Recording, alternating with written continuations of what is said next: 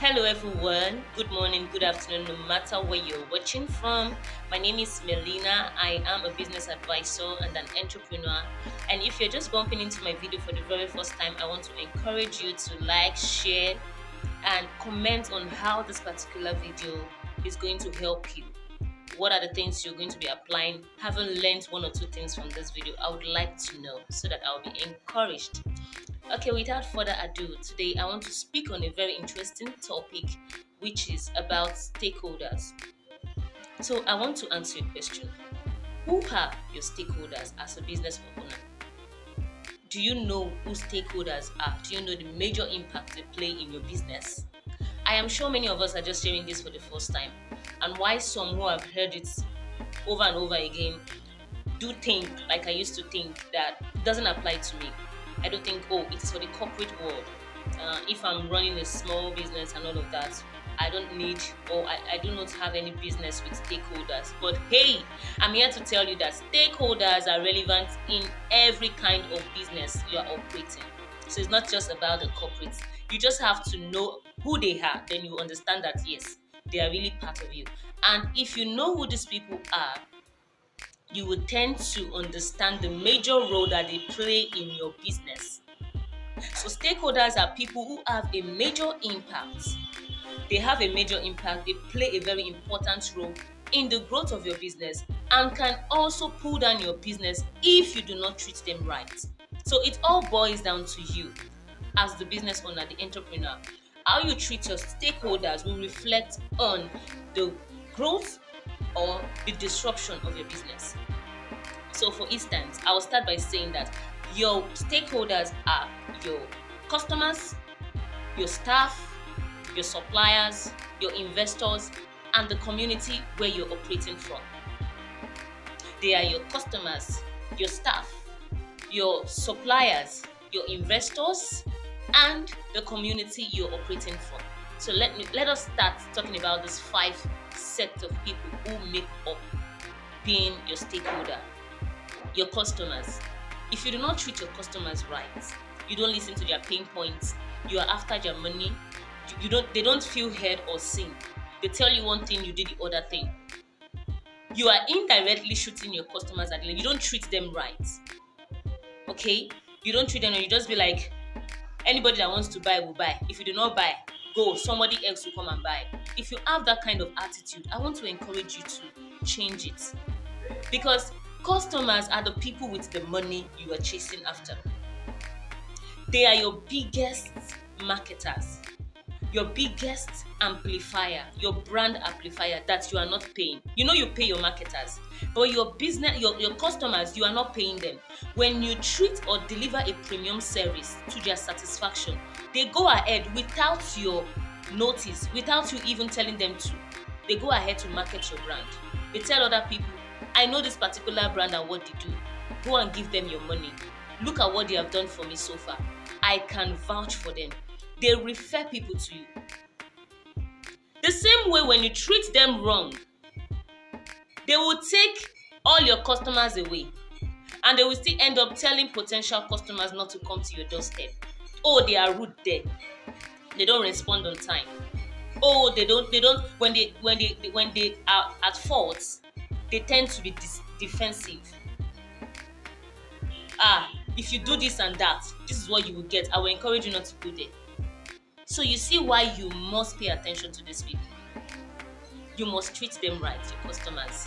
Listen to them. I know most times we have some customers that will just come and they want to do, but hey, it is a very tricky situation that you must handle with discretion and wisdom. Then secondly, your staff. How do you treat them? Oh, I'm paying them, they are doing their job.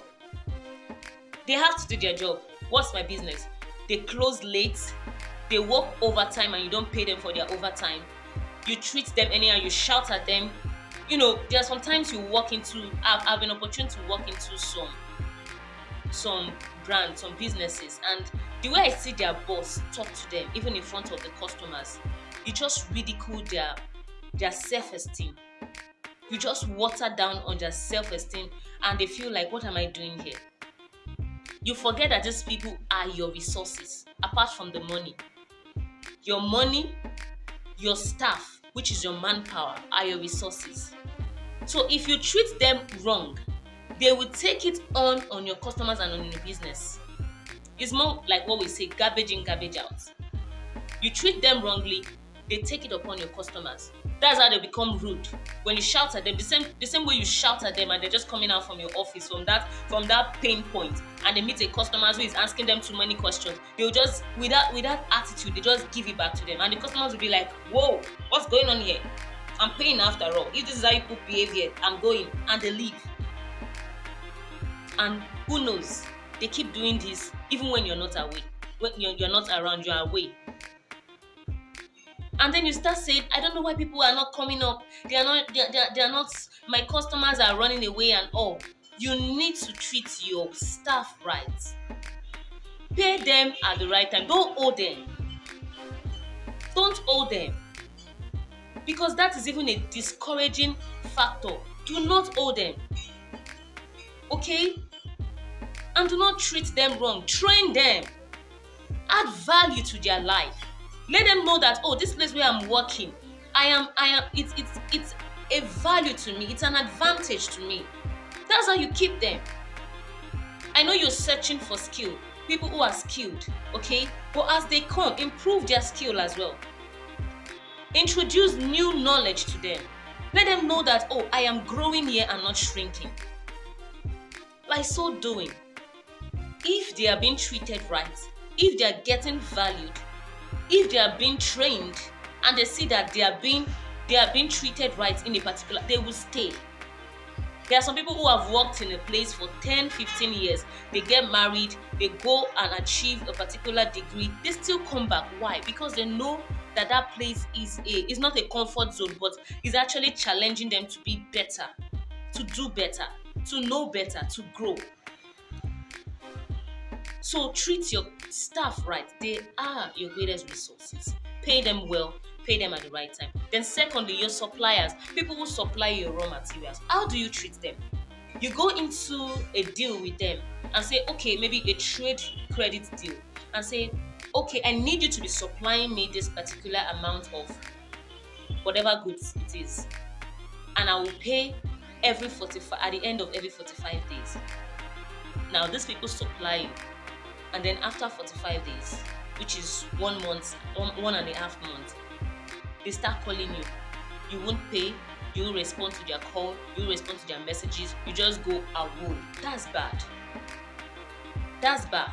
Or they start bringing police and all the forces in heaven and earth to drag and collect their money with you.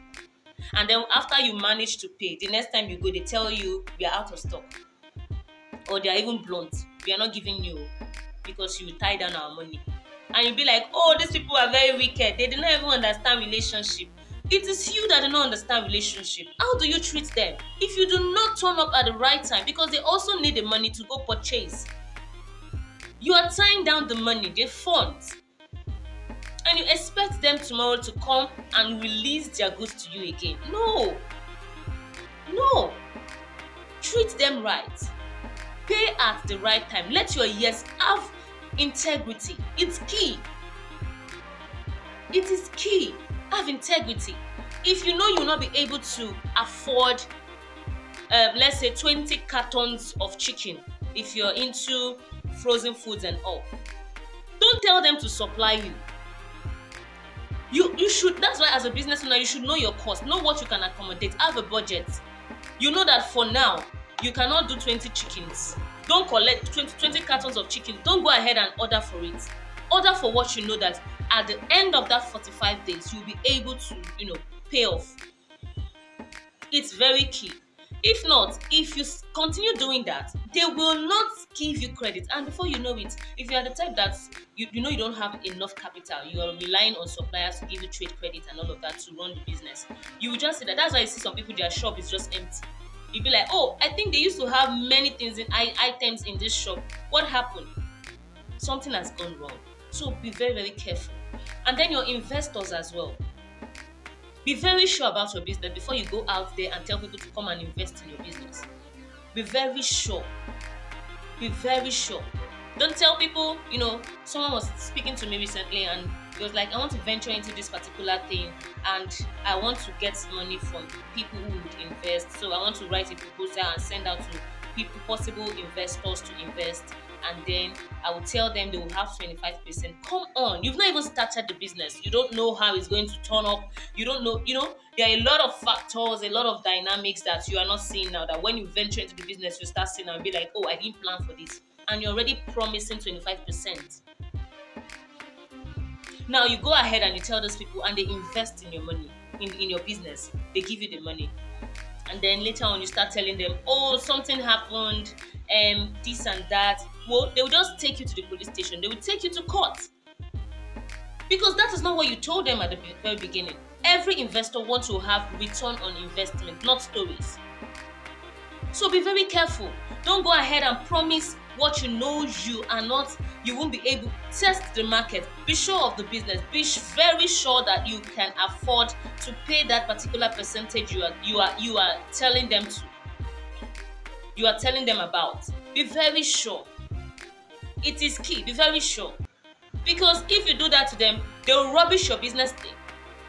Yes, they will rubbish your business name. They will go and tell the world that these people, I invested this particular amount of money and they told me they would give me XYZ and they did not. They are not reliable. They are this. It will just rubbish your business name. Let me tell you, when you're running a business, you're not just running for the money. Goodwill is very important. Goodwill.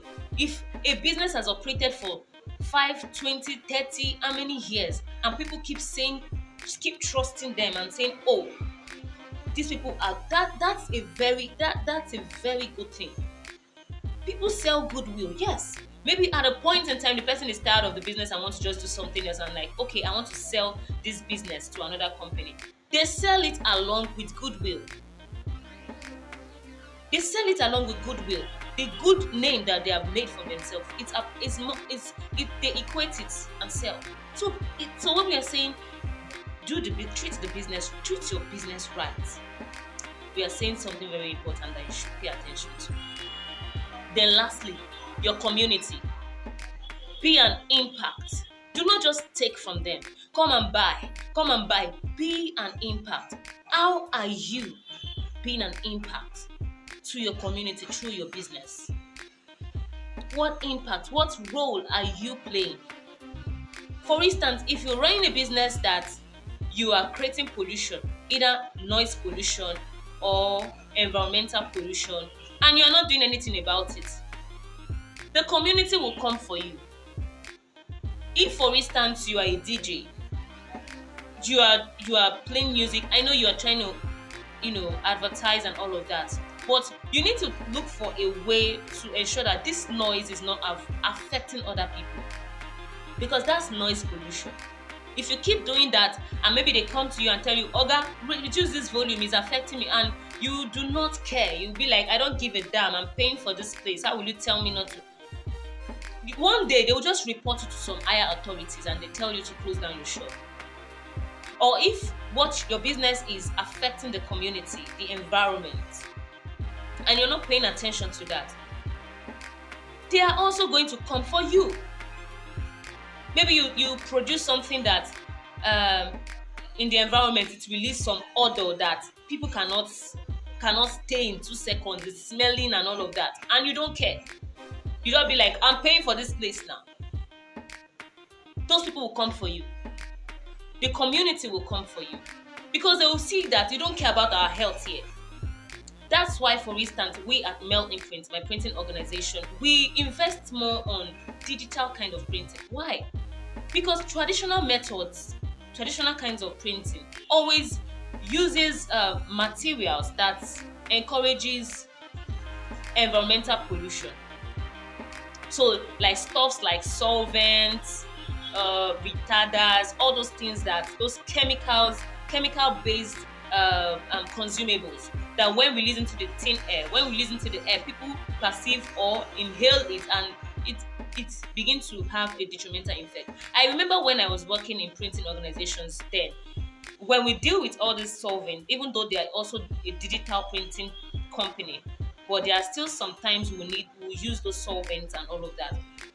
They produce milk for us. They ensure we all take milk. Why? Because milk has a way of, you know, reducing the harm. Like it upsets the effect of those chemicals when we inhale them, because we are dealing directly with it. So we take milk often. So that's a wise way of mitigating the risk. For you, it can be another way, depending on the business that you're operating. How do you mitigate this risk so that it does not have a negative impact on your community? Key.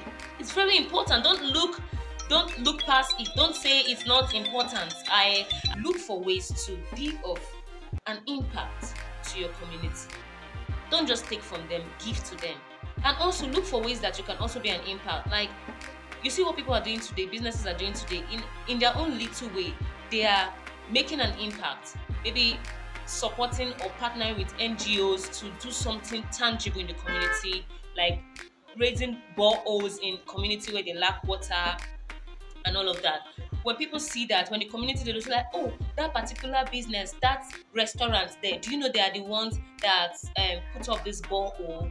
Do you know that they merge with this particular company to serve to feed over 500 school children? Do you know they do this? So do that. You might not have the fund to carry out big projects yet, but volunteer. We at Mail Imprint, we volunteer at the Lagos Food Bank Initiative. Yes, volunteer. Let them see your impact. So these are ways you can leverage on your stakeholders and, leverage on them to help you drive your business forward and not disrupt it. So I hope this message is going to help someone out there. So stay tuned for more.